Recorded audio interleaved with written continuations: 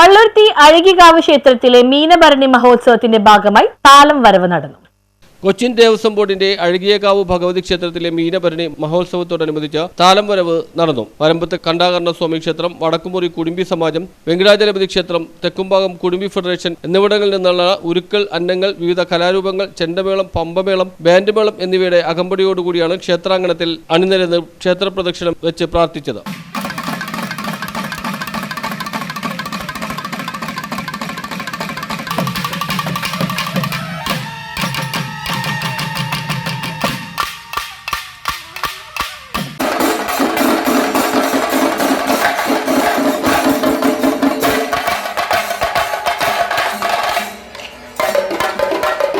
ആഘോഷത്തിൽ പങ്കെടുക്കുവാൻ വേണ്ടി വിവിധ ദേശങ്ങളിൽ നിന്നും നിരവധി ഭക്തജനങ്ങളാണ് ക്ഷേത്രത്തിലെത്തിയത്. News bureau, Palluruthy.